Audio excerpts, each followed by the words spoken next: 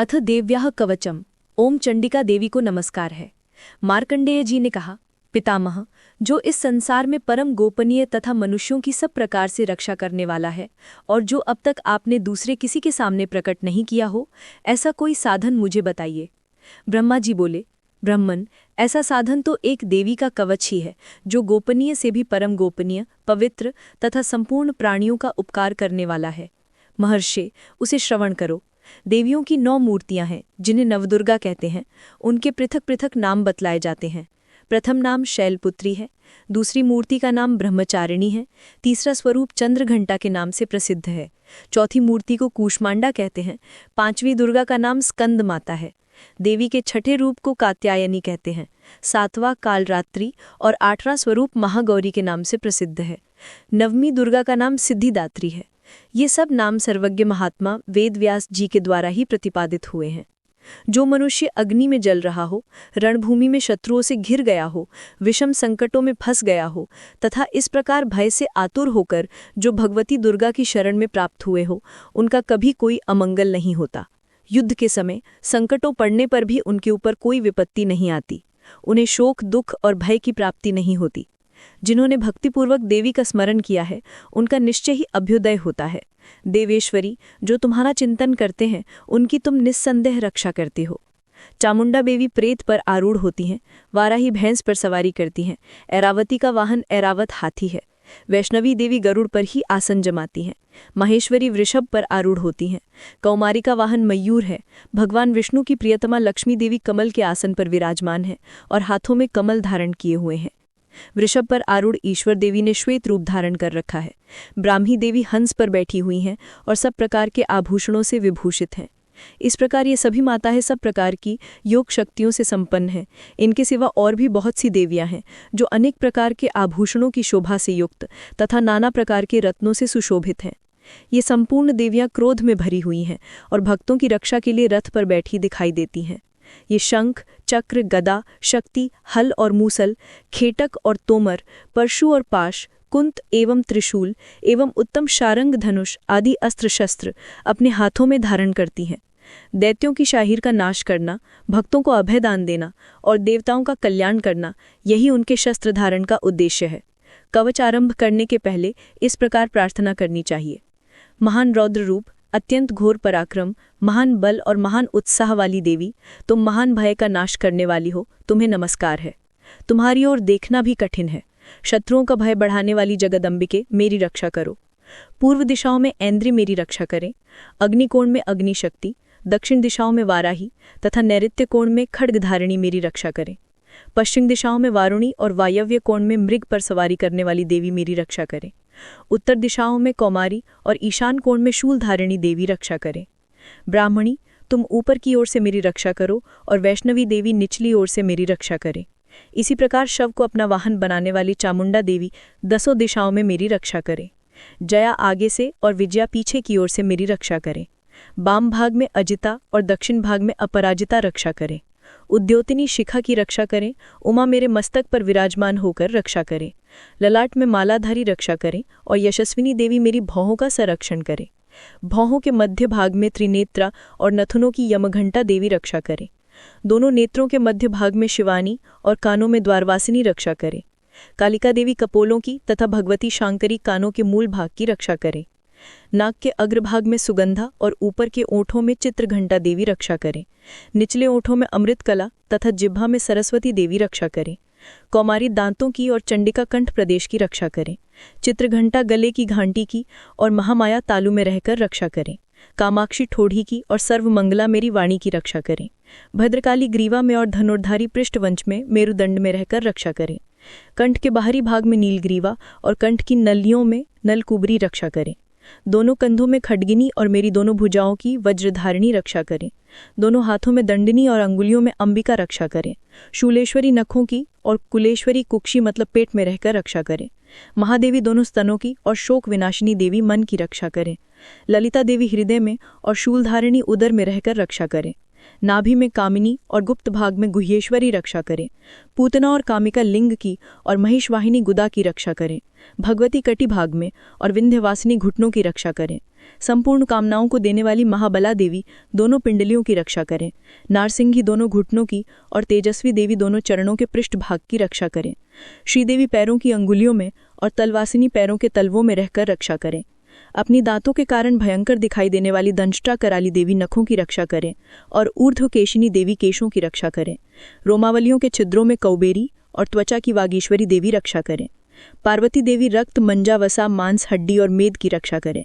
आंखों की कालरात्रि और पित्त की मुक्तेश्वरी देवी रक्षा करें। मूलाधार आदि कमल कोशों में पद्मावती देवी और कप में चूड़ामणि देवी स्थित होकर रक्षा करें। नाभि की तेजोमय ज्वालामुखी रक्षा करें, जिसका किसी भी अस्त्र से भेदन नहीं हो सकता, वह अभेद्या देवी शरीर की समस्त संधियों में रहकर रक्षा करें। ब्रह्मणी, आप मेरे वीर्य की रक्षा करें। छायेश्वरी छाया को तथा धर्मधारिणी देवी मेरे अहंकार, मन और बुद्धि की रक्षा करें। हाथ में वज्र धारण करने वाली वज्रहस्ता देवी मेरे प्राण, अपान, व्यान, उदान और समान वायु की रक्षा करें। कल्याण रूपी शोभा से युक्त भगवती कल्याण शोभना मेरे प्राणों की रक्षा करें। रस, रूप, गंध, शब्द और स्पर्श, इन विषयों का अनुभव करते समय योगिनी देवी रक्षा करें तथा सतोगुण, रजोगुण और तमोगुण की रक्षा सदा नारायणी देवी करें। वाराही आयु की रक्षा करें, वैष्णवी धर्म की रक्षा करें तथा चक्र धारण करने वाली चक्रिणी देवी यश, कीर्ति, लक्ष्मी, धन तथा विद्या की रक्षा करें। इंद्राणी, आप मेरे गोधन की रक्षा करें।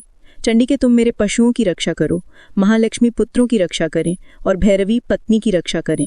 मेरे पक्षियों, सुप्त मार्ग और यात्राओं में क्षेमकारी रक्षा करें। राजाओं के दरबार में महालक्ष्मी रक्षा करें और सब और व्याप्त रहने वाली विजया देवी संपूर्ण भय से मेरी रक्षा करें। देवी, जो स्थान कवच में नहीं कहा गया है अर्थात रक्षा से रहित है, वह सब तुम्हारे द्वारा सुरक्षित हो, क्योंकि तुम विजयी और पाप नाशिनी हो। यदि अपने शरीर का भला चाहे तो मनुष्य बिना कवच के कहीं एक पग भी न जाए, कवच का पाठ करके ही यात्रा करे। कवच के द्वारा सब ओर से सुरक्षित मनुष्य जहाँ जहाँ भी जाता है वहाँ वहाँ उसे धन लाभ होता है और संपूर्ण कामनाओं की सिद्धि कराने वाली विजय की प्राप्ति होती है। वह जिस अभीष्ट वस्तु का चिंतन करता है उसको निश्चय ही प्राप्त कर लेता है। वह पुरुष इस पृथ्वी पर तुल्य रहित महान ऐश्वर्य का भागी होता है। कवच से सुरक्षित मनुष्य निर्भय हो जाता है, युद्ध में उसकी पराजय नहीं होती तथा वह तीनों लोकों में पूजनीय होता है। देवताओं के लिए भी यह कवच दुर्लभ है। जो प्रतिदिन नियम पूर्वक तीनों संध्याओं के समय श्रद्धा के साथ इसका पाठ करता है उसे देवी की कला प्राप्त होती है तथा वह तीनों लोकों में कहीं भी पराजित नहीं होता। इतना ही नहीं, वह अमृत्यु से रहित हो 100 वर्ष से भी अधिक काल तक जीवित रहता है। मकरी, चेचक और कोढ़ आदि उसकी संपूर्ण व्याधियां नष्ट हो जाती हैं। कनेर, भांग, अफीम, धतूरा आदि का स्थावर विष, सांप और बिच्छू के काटने से चढ़ा हुआ जंगम विष तथा अहिफेन और तेल के संयोग से बनने वाला कृत्रिम विष, ये सभी प्रकार के विष दूर हो जाते हैं, उनका कोई असर नहीं होता। इस पृथ्वी पर मारण मोहन आदि जितने आभिचारिक प्रयोग होते हैं तथा इस प्रकार के जितने मंत्र यंत्र होते हैं वे सब इस कवच को हृदय में धारण कर लेने पर उस मनुष्य को देखते ही नष्ट हो जाते हैं। यही नहीं, पृथ्वी पर विचरण करने वाले ग्राम देवता, आकाशचारी देव विशेष, जल के संबंध से प्रकट होने वाले गण, उपदेश मात्र से सिद्ध होने वाले निम्न कोटि के देवता, अपने जनक के साथ प्रकट होने वाले देवता, कुल देवता, माला, कंठमाला आदि, डाकिनी, शाकिनी, अंतरिक्ष में विचरने वाली अत्यंत बलवती भयानक डाकिनियां, ग्रह, भूत, पिशाच, यक्ष, गंधर्व, राक्षस, ब्रह्म राक्षस, बैताल, कुंभांड और भैरव आदि अनिष्टकारी देवता भी हृदय में कवच धारण किए रहने वाले उस मनुष्य को देखते ही भाग जाते हैं। कवचधारी पुरुष को राज दरबार में सम्मान वृद्धि प्राप्त होती है। यह कवच मनुष्य को तेज की वृद्धि करने वाला और उत्तम है। कवच का पाठ करने वाला पुरुष अपनी कीर्ति से विभूषित भूतल पर अपने सुयश के साथ साथ वृद्धि को प्राप्त होता है। जो पहले कवच का पाठ करके उसके बाद सप्तशती चंडी का पाठ करता है, उसकी जब तक वन, पर्वत और काननों सहित यह पृथ्वी टिकी रहती है तब तक यहाँ पुत्र, पौत्र आदि संतान परंपरा बनी रहती है। फिर देह का अंत होने पर वह पुरुष भगवती महामाया के प्रसाद से उस नित्य परम पद को प्राप्त होता है जो देवताओं के लिए भी दुर्लभ है। वह सुंदर दिव्य रूप धारण करता है और कल्याणमय शिव के साथ आनंद का भागी होता है। इति देव्या कवचम संपूर्णम। श्री अर्गला स्तोत्रम। मार्कंडेय जी कहते हैं, जयंती मंगला काली, भद्रकाली कपालिनी, दुर्गा, क्षमा, शिवा, धात्री, स्वाहा और स्वधा, इन नामों से प्रसिद्ध देवी तुम्हें मैं नमस्कार करता हूँ। हे देवी, समस्त प्राणियों की पीड़ा हरने वाली तथा सब में व्याप्त रहने वाली देवी, तुम्हारी जय हो। कालरात्रि तुम्हें नमस्कार है। मधु और कैटअप को मारने वाली, ब्रह्मा जी को वरदान देने वाली देवी, तुम्हें नमस्कार है। तुम मुझे रूप दो, जय दो, यश दो और काम, क्रोध आदि शत्रुओं का नाश करो। महिषासुर का नाश करने वाली देवी, भक्तों को सुख देने वाली देवी, तुम्हें नमस्कार है। तुम मुझे सुंदर रूपवती दो, विजय दो और मेरे शत्रुओं को नष्ट करो। हे रक्तबीज का वध करने वाली, हे चंड मुंड का विनाश करने वाली देवी, तुम मुझे रूप दो, जय दो, यश दो और काम क्रोध आदि शत्रुओं का नाश करो। हे शुंभ निशुंभ और धूम्रलोचन का मर्दन करने वाली देवी, मुझको स्वरूप दो, विजय दो, यश दो और मेरे शत्रुओं का नाश करो। हे पूजित युगल चरण वाली देवी, हे संपूर्ण सौभाग्य प्रदान करने वाली देवी, तुम रूप दो, जय दो, यश दो और काम क्रोध आदि शत्रुओं का नाश करो। हे देवी, तुम्हारे रूप और चरित्र अमिट है, तुम सब शत्रुओं का नाश करने वाली हो। मुझे रूप, जय, यश दो और काम क्रोध आदि शत्रुओं का नाश करो।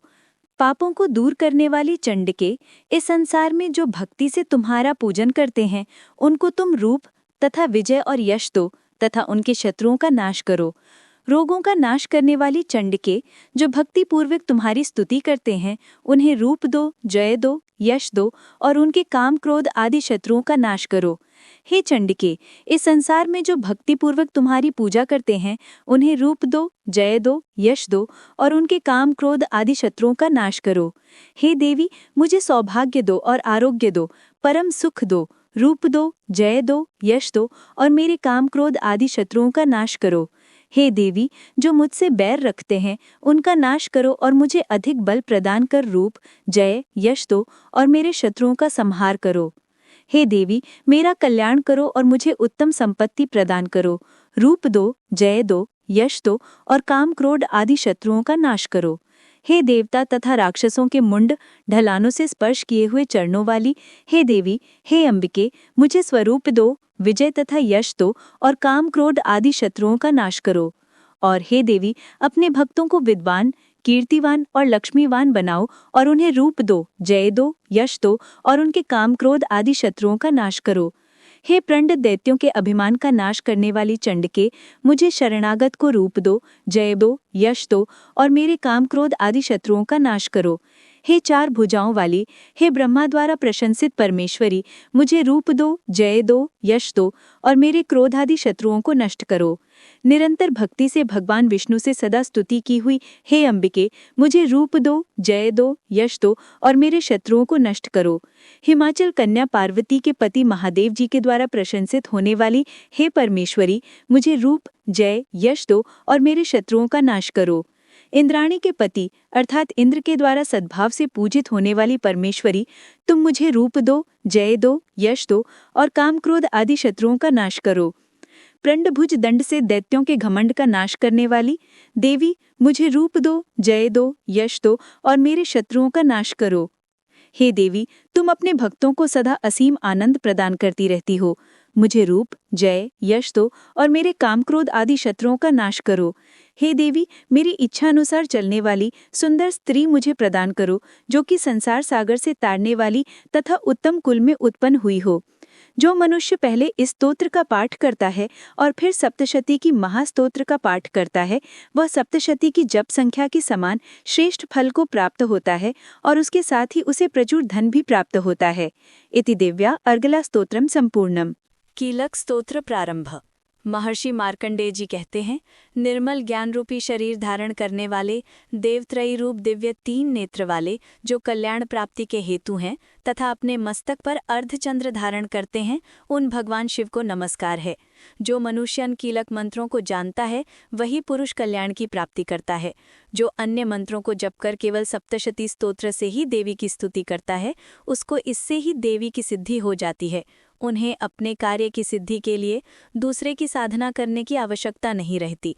बिना जप के ही उनके उच्चाटन आदि सब काम सिद्ध हो जाते हैं। लोगों के मन में शंका थी कि केवल सप्तशती की उपासना से अथवा सप्तशती को छोड़कर अन्य मंत्रों की उपासना से भी समान रूप से सब कार्य सिद्ध हो जाते हैं, तब इनमें कौन सा श्रेष्ठ साधन है। लोगों की इस शंका को ध्यान में रखकर भगवान शंकर ने अपने पास आए हुए जिज्ञासुओं को समझाया कि ये सप्तशती नामक संपूर्ण स्तोत्र ही कल्याण को देने वाला है। इसके पश्चात भगवान शंकर ने भगवती चंडिका के सप्तशती नामक स्तोत्र को गुप्त कर दिया, अतः मनुष्य इसको बड़े पुण्य से प्राप्त करता है। जो मनुष्य कृष्ण पक्ष की चतुर्दशी अथवा अष्टमी को एकाग्रचित होकर देवी को अपना सर्वस्व समर्पित कर देता है और फिर उस प्रसाद रूप में ग्रहण करता है, उस पर दुर्गा प्रसन्न होती है अथवा नहीं होती है। इस प्रकार सिद्धि के प्रतिबंधक रूप कील के द्वारा भगवान शंकर ने इस स्तोत्र को कीलित कर रखा है। जो पुरुष इस सप्तशती को निष्कीलन करके नित्य पाठ करता है वह सिद्ध हो जाता है, वही देवी का पार्षद होता है और वही गांधर्व भी होता है। सर्वदा विचरते रहने पर भी उस मनुष्य को इस संसार में कोई कष्ट नहीं होता, वह अब मृत्यु के वश में नहीं पड़ता तथा देह त्यागने के अनंतर मोक्ष प्राप्त कर लेता है। किंतु इस कीलक की विधि को जानकर ही सप्तशती का पाठ करना चाहिए। जो ऐसा नहीं करता वह नष्ट हो जाता है। इसलिए कीलन और निष्कीलन का ज्ञान प्राप्त करने पर ही यह स्तोत्र निर्दोष होता है और विद्वान पुरुष इस निर्दोष स्तोत्र का ही पाठारंभ करते हैं। स्त्रियों में जो कुछ भी सौभाग्य आदि दिखाई देता है वह सब इस पाठ की ही कृपा है, अतः इस कल्याणमय स्तोत्र का सदा जप करना चाहिए। इस स्तोत्र का शनैः शनैः पाठ करने से स्वल्प फल की प्राप्ति होती है, अतः उच्च स्वर से ही इसका पाठारंभ करना चाहिए। जिस देवी के प्रसाद से ऐश्वर्य, सौभाग्य, आरोग्य, संपत्ति, शत्रुनाश तथा परम मोक्ष की प्राप्ति होती है, उस देवी की स्तुति मनुष्य को अवश्य करनी चाहिए। इति कीलक स्तोत्रम समाप्तम। श्री दुर्गा सप्तशती द्वितीय अध्याय। देवताओं के तेज से देवी की उत्पत्ति और महिषासुर की सेना का वध। विनियोग। मध्यम चरित्र के विष्णु ऋषि, महालक्ष्मी देवता, ऊष्णिक छंद, शाकंभरी शक्ति, दुर्गा बीज, वायु तत्व और यजुर्वेद स्वरूप है। श्री महालक्ष्मी की प्रसन्नता के लिए मध्यम चरित्र के पाठ में इसका विनियोग है। ध्यान। मैं कमल के आसन पर बैठी हुई प्रसन्न मुख वाले महिषासुरमर्दिनी भगवती महालक्ष्मी का भजन करता हूँ, जो अपने हाथों में अक्षमाला, फरसा, गदा, बाण, वज्र, पद्म, धनुष, कुंडिका, दंड, शक्ति, खड्ग, ढाल, शंख, घंटा, मधुपात्र, शूल और पाश और चक्र धारण करती हैं। ऋषि कहते हैं, पूर्व काल में देवताओं और असुरों में पूरे 100 वर्षों तक घोर संग्राम हुआ था। उसमें असुरों का स्वामी महिषासुर था और देवताओं के नायक इंद्र थे। उस युद्ध में देवताओं की सेना महाबली असुरों से परास्त हो गई थी। संपूर्ण देवताओं को जीतकर महिषासुर इंद्र बैठ गया। तब पराजित देवता प्रजापति ब्रह्मा जी को आगे करके उस स्थान पर गए जहां भगवान शंकर और विष्णु विराजमान थे। देवताओं ने महिषासुर के पराक्रम तथा अपनी पराजय का यथावत वृत्तांत उन दोनों देवेश्वरों से विस्तार पूर्वक कह सुनाया। वे बोले, भगवन, महिषासुर सूर्य, इंद्र, अग्नि, वायु, चंद्रमा, यम, वरुण तथा अन्य देवताओं के भी अधिकार छीनकर स्वयं ही सबका अधिष्ठाता बना बैठा है। उस दुरात्मा महिष ने समस्त देवताओं को स्वर्ग से निकाल दिया है। अब वे मनुष्यों की भांति पृथ्वी पर विचरते हैं। दैत्यों की यह सारी करतूत हमने आप लोगों से कह सुनाई है। अब हम आपकी ही शरण में आए हैं, उसका वध का कोई उपाय सोचिए। इस प्रकार देवताओं के वचन सुनकर भगवान विष्णु और शिव ने दैत्यों पर बड़ा क्रोध किया। उनकी भौहें तन गईं और मुख टेढ़ा हो गया। तब अत्यंत कोप में भरे हुए चक्रपाणी श्री विष्णु के मुख से एक महान तेज प्रकट हुआ। इसी प्रकार ब्रह्मा, शंकर तथा इंद्र आदि अन्यान्य देवताओं के शरीर से भी बड़ा भारी तेज निकला। वह सब मिलकर एक हो गया। महान तेज का वह पुंज जाज्वल्यमान पर्वत सा जान पड़ा। देवताओं ने देखा वहां उसकी ज्वालाएं संपूर्ण दिशाओं में व्याप्त हो रही थीं। संपूर्ण देवताओं के शरीर से प्रकट हुए उस तेज की कहीं तुलना नहीं थी।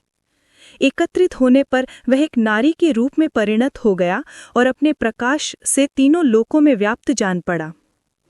भगवान शंकर का जो तेज था उससे उस देवी का मुख प्रकट हुआ। यमराज के तेज से उसके सिर में बाल निकल आए। श्री विष्णु भगवान के तेज से उसकी भुजाएं उत्पन्न हुईं। चंद्रमे के तेज से दोनों स्तनों का और इंद्र के तेज से मध्य भाग कटी प्रदेश का प्रादुर्भाव हुआ। वरुण के तेज से जंघा और पिंडली तथा पृथ्वी के तेज से नितंब भाग प्रकट हुआ। ब्रह्मा के तेज से दोनों चरण और सूर्य के तेज से उसकी अंगुलियां हुईं। वसुओं के तेज से हाथों की अंगुलियां और कुबेर के तेज से नासिका प्रकट हुई। उस देवी के दांत प्रजापति के तेज से और तीनों नेत्र अग्नि के तेज से प्रकट हुए थे। उसकी भौहें संध्या के और कान वायु के तेज से उत्पन्न हुए थे। इसी प्रकार अन्यान्य देवताओं के तेज से भी उस कल्याणमयी देवी का आविर्भाव हुआ। तदनंतर समस्त देवताओं की तेजोपुंज से प्रकट हुई देवी को देखकर महिषासुर के सताए हुए देवता बहुत प्रसन्न हुए।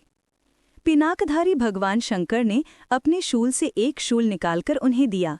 फिर भगवान विष्णु ने भी अपने चक्र से चक्र उत्पन्न करके भगवती को अर्पण किया। वरुण ने भी शंख भेंट किया, अग्नि ने उन्हें शक्ति दी और वायु ने धनुष तथा बाण से भरे हुए 2 तरकश प्रदान किए। सहस्र नेत्रों वाले देवराज इंद्र ने अपने वज्र से वज्र उत्पन्न करके दिया और ऐरावत हाथी से उतारकर एक घंटा भी प्रदान किया।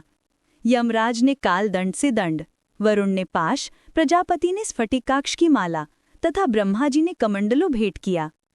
सूर्य ने देवी के समस्त रोम कृपों में अपनी किरणों का तेज भर दिया। काल ने उन्हें चमकती हुई ढाल और तलवार दी। क्षीर समुद्र ने उज्ज्वल हार तथा कभी जीर्ण न होने वाले 2 दिव्य वस्त्र भेंट किए। साथ ही उन्होंने दिव्य चूड़ामणि, 2 कुंडल, कड़े, उज्ज्वल अर्धचंद्र, सब बाहुओं के लिए केयूर, दोनों चरणों के लिए निर्मल नूपुर, गले की सुंदर हंसली और सब अंगुलियों में पहनने के लिए रत्नों की बनी अंगूठियां भी दी। विश्वकर्मा ने उन्हें अत्यंत निर्मल फरसा भेंट किया।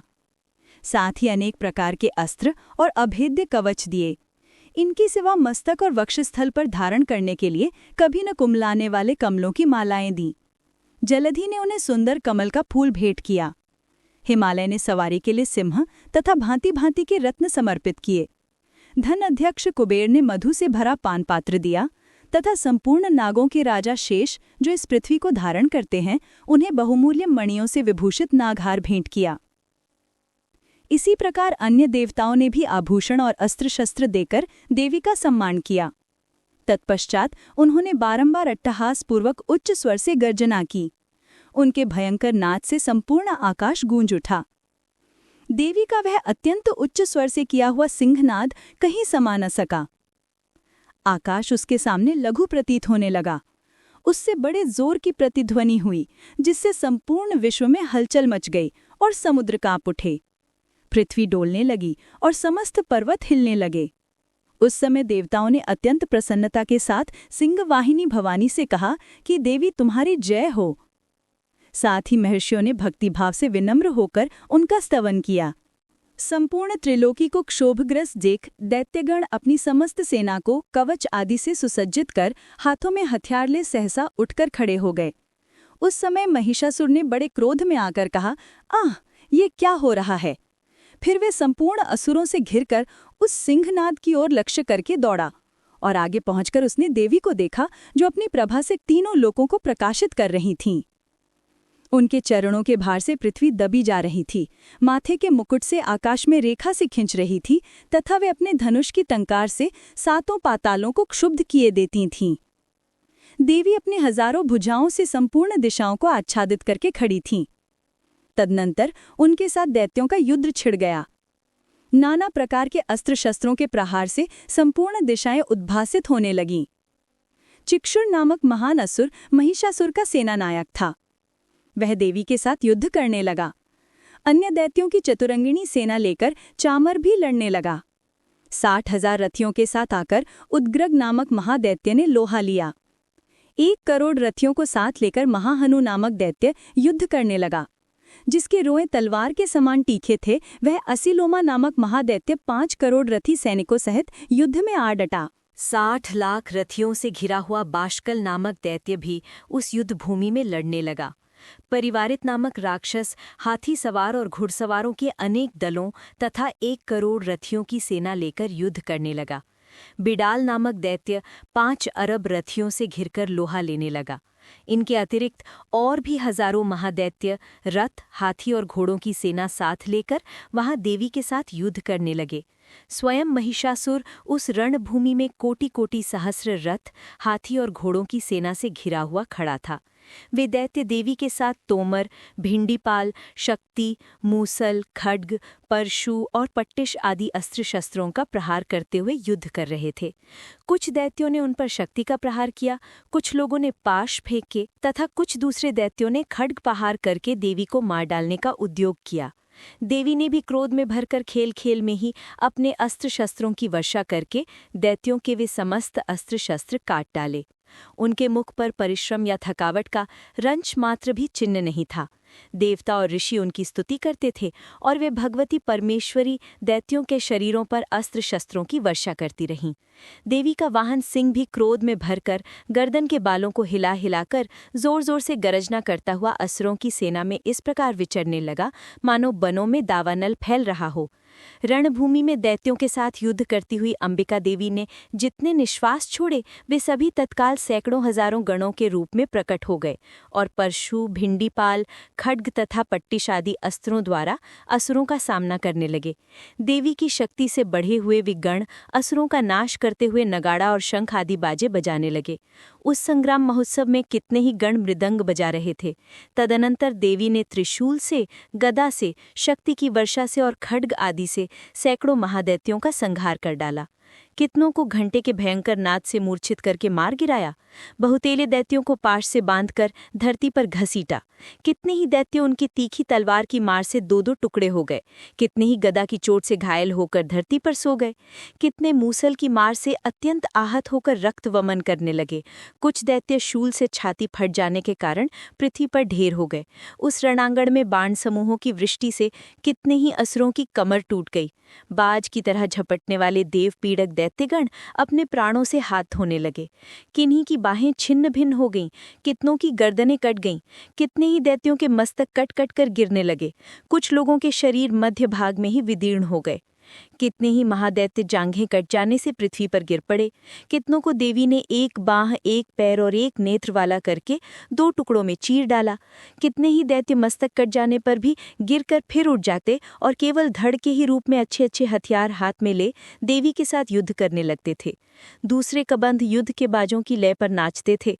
कितने ही बिना सिर के धड़ हाथों में खड्ग, शक्ति और रिष्टि लिए दौड़ते थे तथा दूसरे महादैत्य ठहरो ठहरो ये कहते हुए देवी को युद्ध के लिए ललकारते थे। जहां वह घोर संग्राम हुआ था वहां की धरती देवी के गिराए हुए रथ, हाथी, घोड़े और असुरों की लाशों से ऐसी पट गई थी कि वहां चलना फिरना असंभव हो गया था। दैत्यों की सेना में हाथी, घोड़े और असुरों के शरीरों से इतनी अधिक मात्रा में रक्तपात हुआ था कि थोड़ी ही देर में वहां खून की बड़ी बड़ी नदियां बहने लगी थीं। जगदम्बा ने असुरों की विशाल सेना को क्षण भर में नष्ट कर दिया, ठीक उसी तरह जैसे तृण और काट के भारी ढेर को आग कुछ ही क्षणों में भस्म कर देती है। और वह सिंह भी गर्दन के बालों को हिला हिलाकर जोर जोर से गरजना करता हुआ दैत्यों के शरीरों से मानो उनके प्राण चुने लेता था।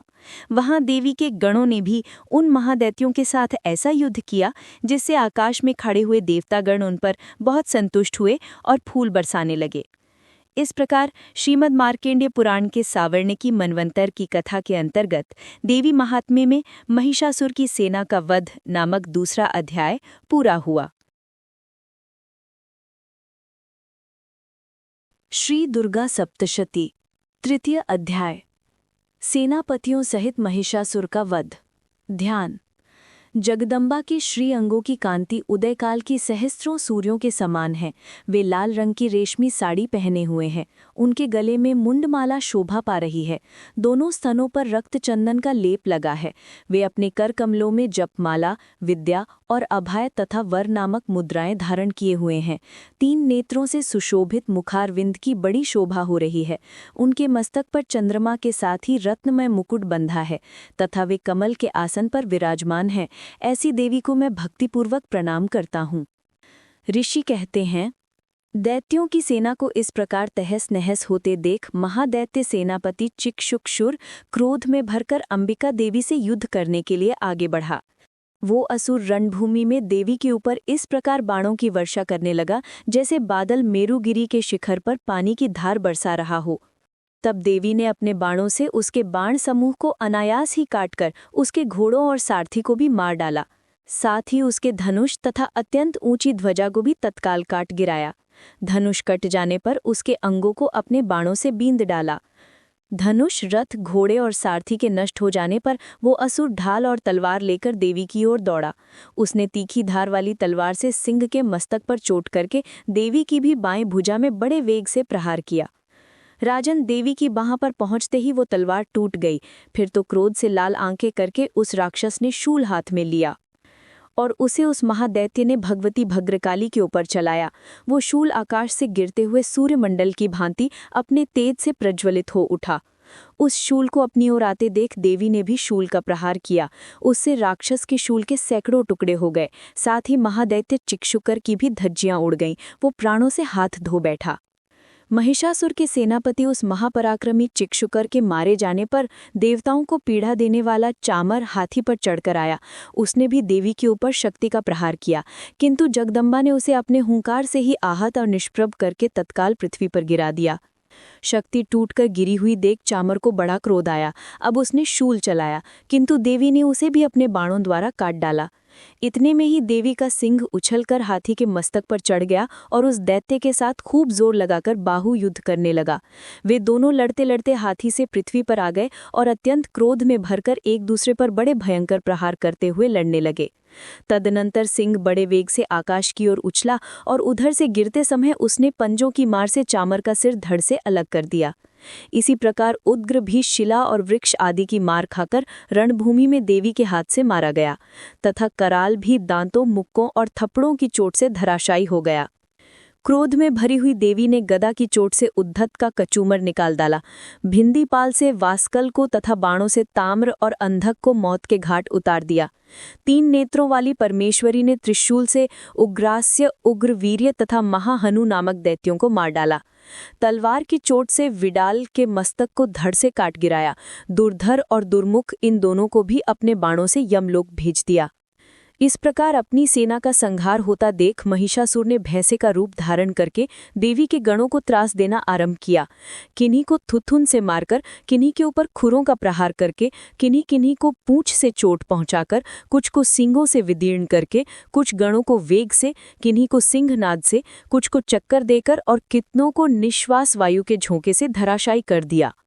23 से 23 गणों की सेना को गिराकर वो असुर महादेवी के सिंह को मारने के लिए झपटा। इससे जगदम्बा को बड़ा क्रोध आया। उधर महापराक्रमी महिषासुर भी क्रोध में भरकर धरती को खुरों से खोदने लगा और अपने सींगों से ऊंचे ऊंचे पर्वतों को उठाकर फेंकने और गरजने लगा। उसके वेग से चक्कर देने के कारण पृथ्वी क्षुब्ध होकर फटने लगी। उसकी पूंछ से टकराकर समुद्र सब ओर से धरती को डुबोने लगा। हिलते हुए सींगों के आघात से विदीर्ण होकर बादलों के टुकड़े टुकड़े हो गए। उसके श्वास की प्रचंड वायु के वेग से उड़े हुए सैकड़ों पर्वत आकाश से गिरने लगे। इस प्रकार क्रोध में भरे हुए उस महादैत्य को अपनी ओर आते देख चंडिका ने उसका वध करने के लिए महान क्रोध किया। उन्होंने पाश फेंककर उस महान असुर को बांध लिया। उस महासंग्राम में बंध जाने पर उसने भैंसे का रूप त्याग दिया और तत्काल सिंह के रूप में वो प्रकट हो गया। उस अवस्था में ज्यों ही देवी उसका मस्तक काटने के लिए उद्यत हुई, त्यों ही वो खड्गधारी पुरुष के रूप में दिखाई देने लगा। तब देवी ने तुरंत ही बाणों की वर्षा करके ढाल और तलवार के साथ उस पुरुष को भी बींद डाला। इतने में ही वो महान गजराज के रूप में परिणत हो गया तथा अपनी सूंड से देवी के विशाल सिंह को खींचने और गरजने लगा। खींचते समय देवी ने तलवार से उसकी सूंड काट डाली। तब उस महादैत्य ने पुनः भैंसे का शरीर धारण कर लिया और पहले की ही भांति चराचर प्राणियों सहित तीनों लोकों को व्याकुल करने लगा। तब क्रोध में भरी हुई जगन माता चंडिका बार बार उत्तम मधु का पान करने और लाल आंखें करके हंसने लगी। उधर वो बल और पराक्रम के मद से उन्मत्त हुआ राक्षस गरजने लगा और अपने सींगों से चंडी के ऊपर पर्वतों को फेंकने लगा। उस समय देवी अपने बाणों के समूहों से उसके फेंके हुए पर्वतों को चूर्ण करती हुई बोली। बोलते समय उनका मुख मद के मद से लाल हो रहा था और वाणी लड़खड़ा रही थी। देवी ने कहा, ओ मूढ़, मैं जब तक मधु पीती हूँ तब तक तू क्षण भर के लिए खूब गरज ले। मेरे हाथ से यहीं तेरी मृत्यु हो जाने पर अब शीघ्र ही देवता भी गर्जना करेंगे। ऋषि कहते हैं, यों कहकर देवी उछली और उस महादैत्य के ऊपर चढ़ गईं। फिर अपने पैर से उसे दबाकर उन्होंने शूल से उसके कंठ में आघात किया। उनके पैर से दबा होने पर भी महिषासुर अपने मुख से दूसरे रूप में बाहर होने लगा। अभी आधे शरीर से ही वो बाहर निकला ही था कि देवी ने अपने प्रभाव से उसे रोक दिया। आधा निकला होने पर भी वो महादैत्य देवी से युद्ध करने लगा। तब देवी ने बहुत बड़ी तलवार से उसका मस्तक काट गिराया।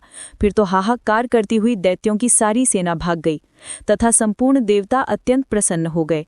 देवताओं ने दिव्य महर्षियों के साथ दुर्गा देवी का स्तवन किया। गंधर्वराज गाने लगे और अप्सराएं नृत्य करने लगी।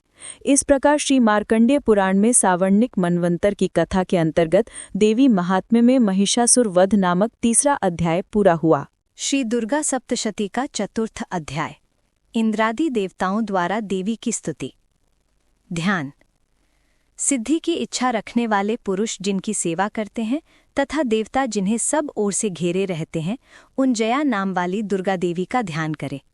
उनके श्रीअंगों की आभा काले मेघ के समान श्याम है।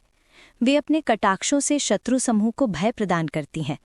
उनके मस्तक पर आबद्ध चंद्रमा की रेखा शोभा पाती है। वे अपने हाथों में शंख, चक्र, कृपाण और त्रिशूल धारण करती हैं। उनके 3 नेत्र हैं। वे सिंह के कंधे पर चढ़ी हुई हैं और अपने तेज से तीनों लोगों को परिपूर्ण कर रही हैं। ऋषि कहते हैं, अत्यंत पराक्रमी दुरात्मा महिषासुर तथा उसकी दैत्य सेना के देवी के हाथ से मारे जाने पर इंद्र आदि देवता प्रणाम के लिए गर्दन तथा कंधे झुकाकर उन भगवती दुर्गा का उत्तम वचनों द्वारा स्तवन करने लगे। उस समय उनके सुंदर अंगों में अत्यंत हर्ष का कारण रोमांच हो आया था।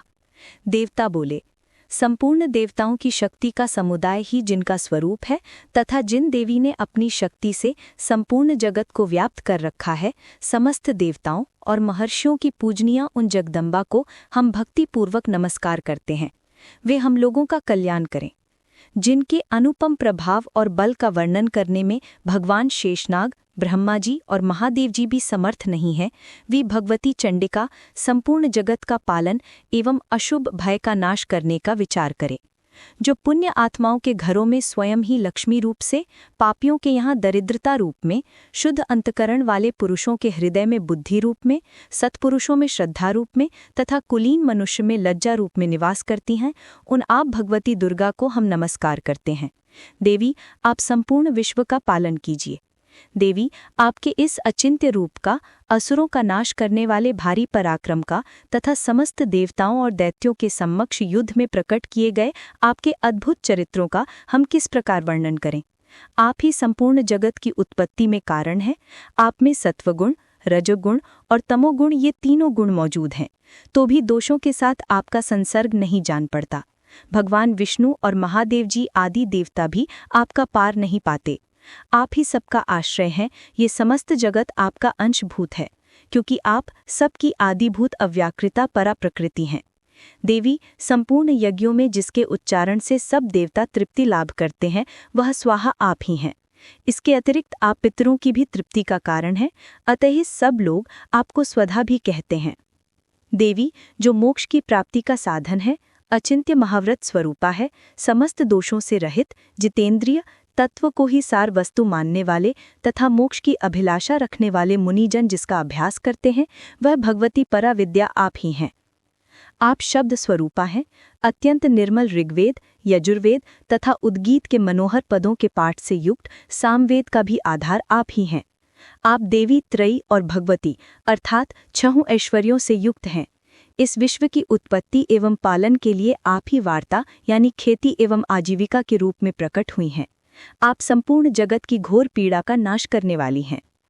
देवी, जिससे समस्त शास्त्रों के सार का ज्ञान होता है, वह मेधा शक्ति आप ही हैं। दुर्गम भवसागर से पार उतारने वाली नौका रूप दुर्ग देवी भी आप ही हैं। आपकी कहीं भी आसक्ति नहीं है। कैठब के शत्रु भगवान विष्णु के वक्ष स्थल में एकमात्र निवास करने वाली भगवती लक्ष्मी तथा भगवान चंद्रशेखर द्वारा सम्मानित गौरी देवी भी आप ही हैं। आपका मुख मंद मुस्कान से सुशोभित, निर्मल, पूर्ण चंद्रमा के बिंब का अनुकरण करने वाला और उत्तम सुवर्ण की मनोहर कांति से कमनीय है। तो भी उसे देखकर महिषासुर को क्रोध हुआ और सहसा उसने उस पर प्रहार कर दिया। यह बड़े ही आश्चर्य की बात है। देवी वही मुख जब क्रोध से युक्त होने पर उदय काल के चंद्रमा की भांति लाल और तनी हुई भौं के कारण विकराल हो उठा, तब उसे देखकर जो महिषासुर के प्राण तुरंत नहीं निकल गए, यह उससे भी बढ़कर आश्चर्य की बात है, क्योंकि क्रोध में भरे हुए यमराज को देखकर भला कौन जीवित रह सकता है। देवी आप प्रसन्न हो। परमात्मा स्वरूपा आपके प्रसन्न होने पर जगत का अभ्युदय होता है और क्रोध में भर जाने पर आप तत्काल ही कितने कुलों का सर्वनाश कर डालती हैं, यह बात अभी अनुभव में आई है, क्योंकि महिषासुर की यह विशाल सेना क्षण भर में आपके कोप से नष्ट हो गई है। सदा अभ्युदय प्रदान करने वाली आप जिन पर प्रसन्न रहती हैं, वे ही देश में सम्मानित हैं। उन्हीं को धन और यश की प्राप्ति होती है। उन्हीं का धर्म कभी शिथिल नहीं होता, तथा वे ही अपने हृष्ट-पुष्ट स्त्री, पुत्र और भृत्यों के साथ धन्य माने जाते हैं। देवी, आप ही की कृपा से पुण्य आत्मा पुरुष प्रतिदिन अत्यंत श्रद्धापूर्वक सदा सब प्रकार के धर्मानुकूल कर्म करता है और उसके प्रभाव से स्वर्ग लोक में जाता है। इसलिए आप तीनों लोकों में निश्चय ही मनोवांछित फल देने वाली हैं। माँ दुर्गे, आप स्मरण करने पर सब प्राणियों का भय हर लेती हैं और स्वस्थ पुरुषों द्वारा चिंतन करने पर उन्हें परम कल्याणमयी बुद्धि प्रदान करती हैं। दुख, दरिद्रता और भय हरने वाली देवी, आपके सिवा दूसरी कौन है जिसका चित्त सबका उपकार करने के लिए सदा ही दयार्द्र होता है। देवी, इन राक्षसों के मारने से संसार को सुख मिले तथा ये राक्षस चिरकाल तक नरक में रहने के लिए भले ही पाप करते रहे हों, इस समय संग्राम में मृत्यु को प्राप्त होकर स्वर्गलोक में जाएं, निश्चय ही यही सोचकर आप शत्रुओं का वध करती हैं। आप शत्रुओं पर शस्त्रों का प्रहार क्यों करती हैं? समस्त असुरों को दृष्टिपात मात्र से ही भस्म क्यों नहीं कर देती? इसमें एक रहस्य है। ये शत्रु भी हमारे शस्त्रों से पवित्र होकर उत्तम लोकों में जाएं। इस प्रकार उनके प्रति भी आपका विचार अत्यंत उत्तम रहता है। खड्ग के तेजोपुंज की भयंकर दीप्ति तथा आपके त्रिशूल के अग्रभाग की घनीभूत प्रभा से चौंधियाकर जो असुरों की आंखें फूट नहीं गई थीं, उसमें कारण यही था कि वे मनोहर रश्मियों से युक्त चंद्रमा के समान आनंद प्रदान करने वाले इस सुंदर मुख का दर्शन करते थे। देवी, आपका शील दुराचारियों के बुरे बर्ताव को दूर करने वाला है। साथ ही यह रूप ऐसा है जो कभी चिंतन में भी नहीं आ सकता और जिसकी कभी दूसरों से तुलना भी नहीं की जा सकती, तथा आपका बल और पराक्रम तो उन दैत्यों का भी नाश करने वाला है जो कभी देवताओं के पराक्रम को भी नष्ट कर चुके थे। इस प्रकार आपने शत्रुओं पर भी अपनी दया ही प्रकट की है। वरदायिनी देवी, आपके इस पराक्रम की तुलना किसके साथ हो सकती है? और शत्रुओं को भय देने वाला एवं अत्यंत मनोहर ऐसा रूप भी आपके सिवा और कहाँ है? हृदय में कृपा और युद्ध में निष्ठुरता, ये दोनों बातें तीनों लोकों के भीतर केवल आप में ही देखी गई हैं। मातः आपने शत्रुओं का नाश करके इस समस्त त्रिलोकी की रक्षा की है। उन शत्रुओं को भी युद्ध भूमि में मारकर स्वर्गलोक में पहुंचाया है तथा उन्मत्त दैत्यों से प्राप्त होने वाले हम लोगों के भय को भी दूर कर दिया है। आपको हमारा नमस्कार है। देवी, आप शूल से हमारी रक्षा करें। अंबिके, आप खड्ग से भी हमारी रक्षा करें तथा घंटा की ध्वनि और धनुष की टंकार से भी हम लोगों की रक्षा करें। चंडिके, पूर्व, पश्चिम और दक्षिण दिशा में आप हमारी रक्षा करें तथा ईश्वरी, अपने त्रिशूल को घुमाकर आप उत्तर दिशा में भी हमारी रक्षा करें। तीनों लोकों में जो आपके परम सुंदर एवं अत्यंत भयंकर रूप विचरते रहते हैं, उनके द्वारा भी आप हमारी तथा इस भूलोक की रक्षा करें। अंबिके, आपके कर पल्लवों में शोभा पाने वाले खड्ग, शूल आदि जो अस्त्र हों, उन सब के द्वारा आप सब ओर से हम लोगों की रक्षा करें।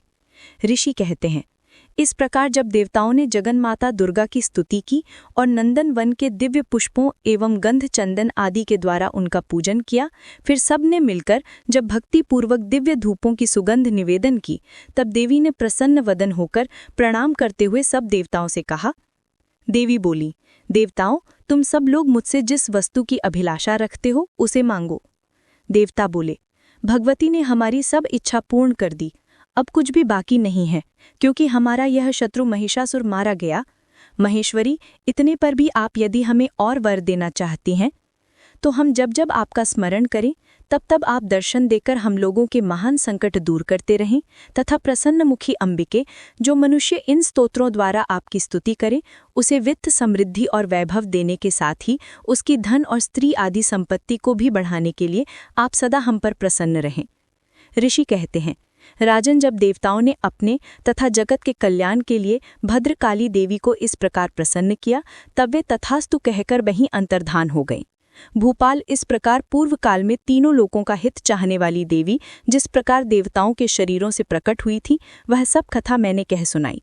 अब पुनः देवताओं का उपकार करने वाली वे देवी दुष्ट दैत्यों तथा शुंभ निशुंभ का वध करने तथा सब लोगों की रक्षा करने के लिए गौरी देवी के शरीर से जिस प्रकार प्रकट हुई थी, वह सब प्रसंग मेरे मुंह से सुनो, मैं उसका तुमसे यथावत वर्णन करता हूँ।